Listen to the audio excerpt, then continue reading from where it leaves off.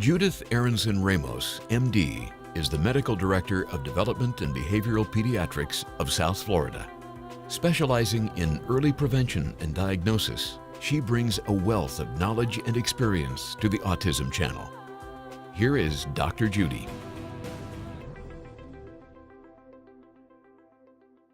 Welcome to the Dr. Judy Show. Today we're here with Michelle Ramsey, Director of CIP in Melbourne, Florida, and student Megan.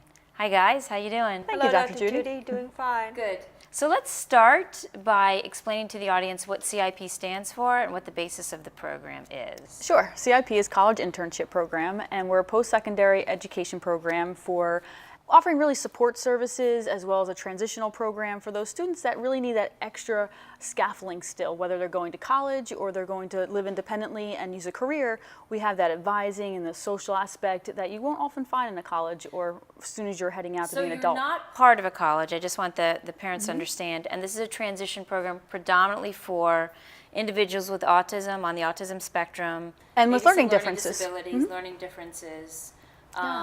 And it's to work on those pieces of independent living, social skills, career interests, and then kids who want to attend college, you can support them through that as well, correct? Absolutely, and a lot of times we find that students, we gear so much when we're in high school on our GPA and whether they're academically ready, and that's what schools are based for, but then we forget about those soft skills. So they still need that advising, the social skills, the executive functioning, the things that are really going to make them successful when they go off on their own.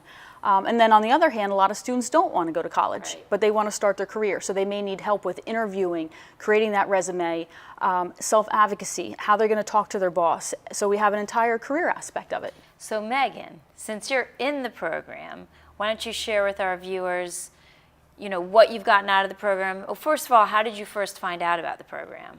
Well, before this, I was in Arkansas. Okay. I've been there since I was 7. And Arkansas is I'm going to go ahead and be blunt and say behind the times when it comes to resources for people with Asperger's and autism beyond the age of 18. Okay. I started looking, when I realized there were no such programs that I could use in Arkansas, I started looking at the surrounding states.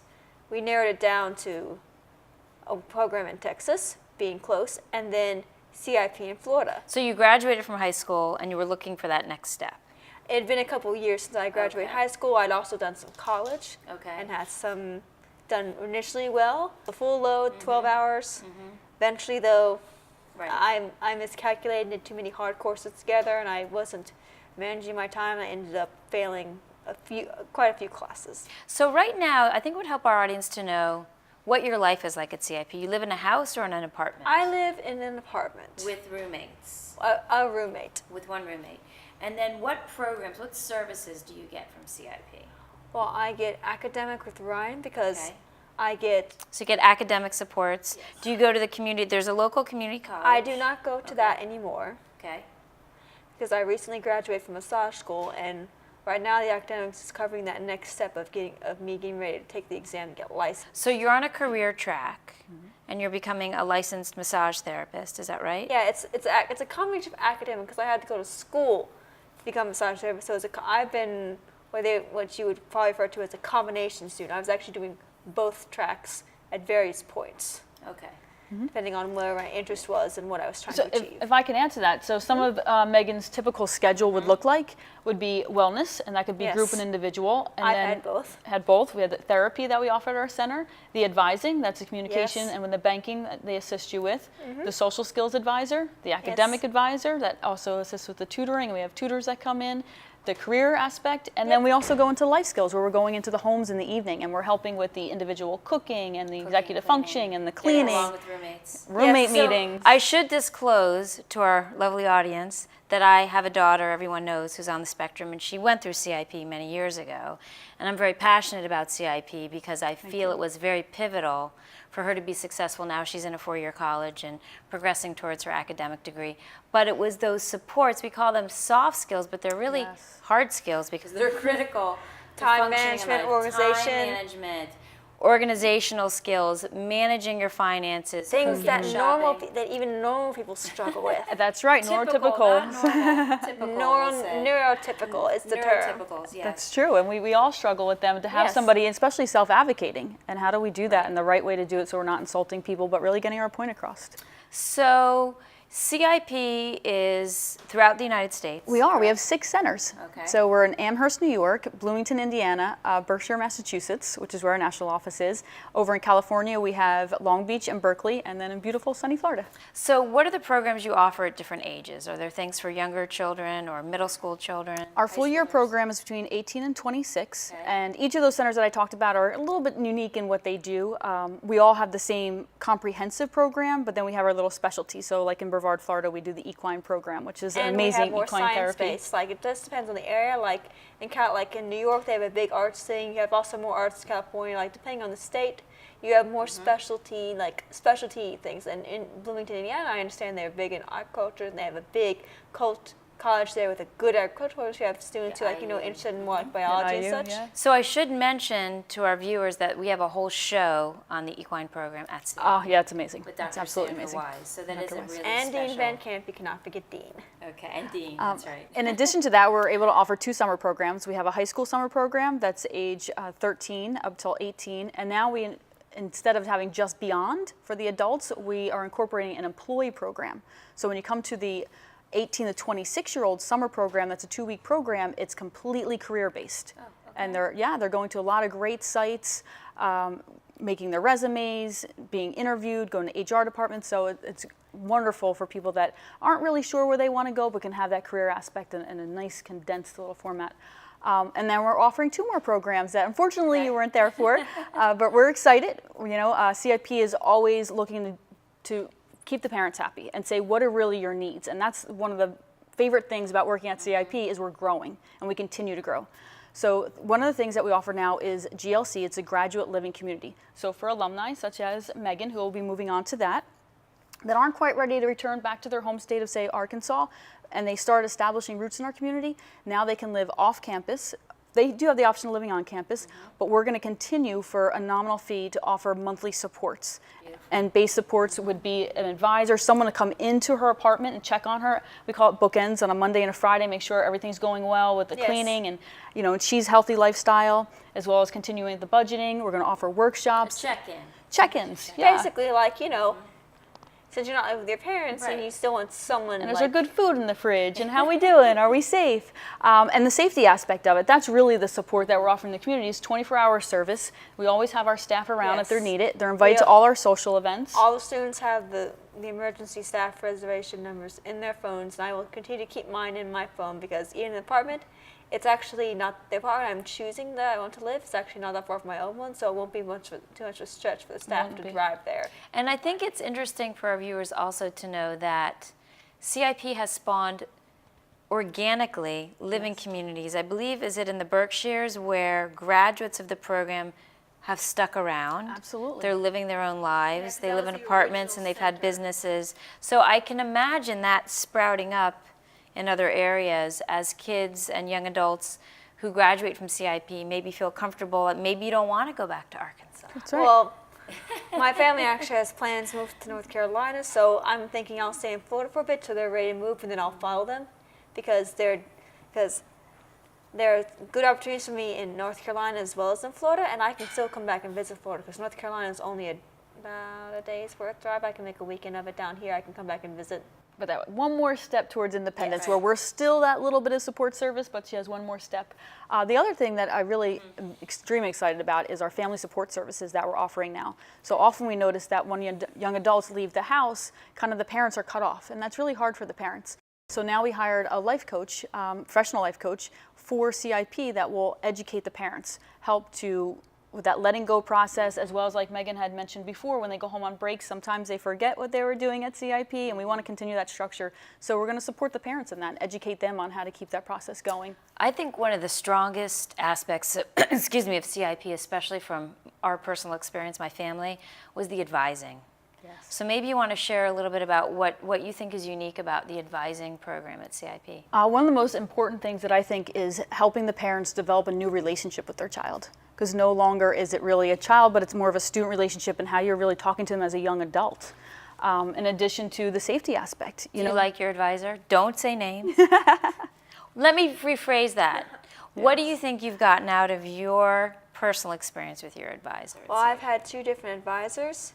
The first advisor I had, she really helped me. She helped me in finding all sorts of information. I got shipped to my next advisor because there were changes happening at CIP, and since I was one of the what she'd call lower maintenance students, I just needed basic check-ins. I didn't need as much as some of the other students, so I was shipped to the new advisor who, honestly, I liked them both. But the first advisor will always have a special place in my heart because she's the one who I started with. Yes, and I feel a very strong connection with her. And the other thing I think that's unique about CIP is the word internship comes from the fact that you match kids up with different businesses and opportunities. We're proud to say that 100% of our students have an internship. So whether they're in the college or they're going the career route, every one of them has an internship. And those skills, Megan can talk some about her internships, really wonderful skills that you've learned from them. Let's see, I've interned at 3 different locations. My first one was the Brevard Zoo. I worked in the petting zone, their petting zoo, which they call the petting zone. That turned out not to be as good a fit for me as I thought. So I ended up then shifting over to the Brevard Humane Society, which is up in Cocoa, Florida. I also started doing an internship at Joe's Club because that's after I started focusing on massage. So they wanted me to focus on a more healthcare-related internship to start me getting used to, rules, regulations, the policies. We do like so when the kids are in the internships, they're coached. How do you locate them? What kind of advising do they get through that process? So CIP definitely is geared on each child's uniqueness. So whether or not they need to have strong support services or we can slowly fade them out, it really depends on the child and what they need, what the student really requires to be successful. So in Megan's case, in the beginning she had some more stronger support services, and then it dwindled down, we faded that out, and then we went more to her interest level of where she wanted to establish her career and found internships that would definitely align with that. I actually found the Humane Society internship on my own because one of the other students had it, and I actually drove up to this shelter in Cocoa and actually applied to find out when their next training day, like when you could apply. And so I signed up for it, and I ended up landing it. And the career advisor had mentioned that she would look into it, but I told her, hey, if I go do it myself and I land it, can I do it? She's like, sure. So that day I went up there, asked what time and day for the training. Then I promptly put that into my schedule and went there, and so I was happily out there. That was a personal interest internship. Awesome. What I call a feel-good internship. No career-based skills attached to something I wanted to do. Absolutely. We'll be back in just a few minutes more with CIP with Michelle Ramsey and with Megan.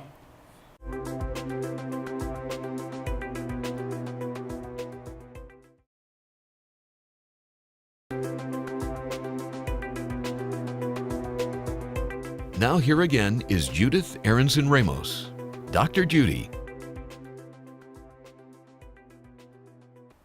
Welcome back. We're here with the individuals from CIP, Michelle and Megan. Thank you.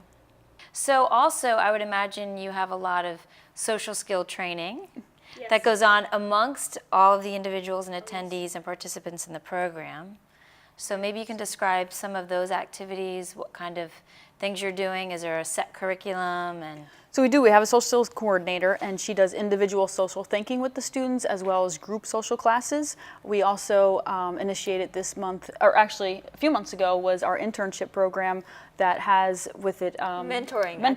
I apologize. I did mean mentoring. I don't worry. I knew what you meant. You know what I meant. So we have some of our veteran students mentoring our incoming students, and that has really created some really nice. I am actually one of the mentors Megan's one of myself. Relationships because they get to explain the processes they went through, how they kind of developed their own skills. You guys have become like coping strategies, how to advocate again, self-disclosure you talk about. So they have topics every week that they learn with their social skills coordinator, and then they relate that to the students. And we have 2 meetings. We have one during the week with the peer mentor advisor, and then we do something on the weekend where we'll get together with our mentees, and we'll go like most of the time we'll go out to eat somewhere and we'll discuss things. It's basically a practice And have fun. Yes. There were a lot of the outings, there were a lot of weekend outings. We do. We have at least 4 a weekend, and that's to get everybody in the community, see how they socialize, develop relationships with students outside of CIP, and we're just kind of sit back and we watch how that happens, and we like to have interns from college assist with that,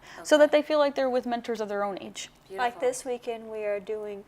We have a workout group every Friday for students who want to, we don't go to a gym, we just do it in the wellness room. This Saturday, there's going to be some community service where we helped the Field Dreams, which is this new place in Melbourne that we actually helped work on. We helped build the playground? Yes. And there's going to be a big thing there where the CIP students are going to be doing that, helping with the belongings. I unfortunately cannot go because of massages, but I will be there in spirit. But I did help with I helped design some of the lawn games. I didn't do my part to help out.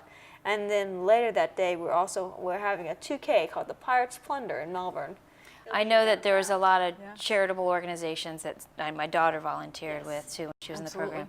Why don't you let our viewers know how CIP was founded? So Dr. Michael McMahon, he's our founder of CIP, and that was over 30 years ago. He himself was diagnosed by his staff. He started CIP for learning differences. Okay. And that's completely what it was, to help young adults with learning differences transition. And when his staff diagnosed him, he realized there was a need also to include the autism community and say there's autistic adults out there that don't have these supports, and how successful would they be if they were able to get these soft skills. So at this point, what's the breakdown of the individuals you serve? Is it I don't actually have demographically the is actual, like 70% autism I would say spectrum? we're closer to 70%. I think we're ASD. we're probably more than that because with students talk, most of us have ASD or something close to it. If you have something other than ASD, they might have something in addition to. Right. Like we had a student who was dyslexic. She said she didn't have it. She actually firmly denied ever having Asperger's, but most of the students have Asperger's in some way, shape, or form, or something close to it. Right. And I know part of Dr. McMahon's mission has been that you're not broken, you're not defective. In fact, he says, right? You are made for good purpose and are inherently valuable. There you go. Yes, that is his slogan. And for families that want to know more about CIP, what's the best way for them to get more information? Absolutely. Our website is very comprehensive, www.cipworldwide.org. And that is a great vehicle to look at all the different centers, each center and how unique they are, and we all offer these comprehensive services. Lots of vignettes on there, stories, and Dr. McMahon just came out with a toolkit, so for families they could use, or school districts could use as well. But it's a large publication with, like I said, stories, success stories, training guides. We have clips from videos of students doing activities. There's a couple of the horse ranch. All the different components that we have that can help a child succeed are in this toolkit. And I assume there's an intake process that you do to evaluate a program. We do. They would go through the admissions coordinator, the testing. They need to be, the IQ is above 80 for an IQ, as well as they're not behavioral students, and most importantly, they're willing to learn. So if they're motivated, we can usually work with them. Great, terrific. Anything else you want to add before we finish up? I don't know if you guys have slimmed the application paperwork out, but I remember when I first thought it was like that much paperwork. It is a lot of paperwork. It is a lot. But I remember my mom going, "Holy crap! This is going to take us at least a month to finish." We're looking for that student that wants to make a difference in their life. Well, I think it's important though that CIP has a rigorous admissions process. Yes, it helps. To be successful, you want to be careful that you are taking in those individuals that you can serve, and not just trying to serve everyone. Like behavioral issues, it was very specific on what they. But I think it's important we state, you can have behavioral issues. Oh, as absolutely. long as you are well controlled and you are not a threat to yourself. Right. Most of the individuals, there's something going on. That's the reason they're there. Yes. So I think it's important people don't feel like, oh, my child, isn't functioning at a level high enough to be able to participate, because the point is you're going there for a reason, and for supports and for assistance and for help. So you're coming into a safe environment, right? With experts in the field, so we're very proud of that by being a nonprofit. Yeah, I think the staff of your program is one of the strengths Plus, with neurological disorders, plus with things that affect the nervous system, neurological things like Asperger's and other symptoms, it can be so very different because it's so different for every person. So 100%. that's why that case watch is so precise, because they're trying to make sure they can pinpoint exactly if the student can be helped or if they would be better somewhere else, because it would be cruel to parents to have them enroll and get hopes, and then it turns out the child, it's just not a good fit. Right. Yes. Agreed. So we like to have them come for tours, spend a couple days. That's a good point. Absolutely. You have open houses, I believe. We do. We have experienced CIP days at every center, so the families get to come, tour the building, and then when they're a little bit farther along in the interview process, if they're interested, they can come and spend a few days at the center and see if they're really a good student fit. come and do that quite recently. I believe his name was Jake. We did. Great. Excellent. Well, thank you so much for coming. It's been a pleasure chatting with you both. Thank you. And that's it from the Dr. Judy Show.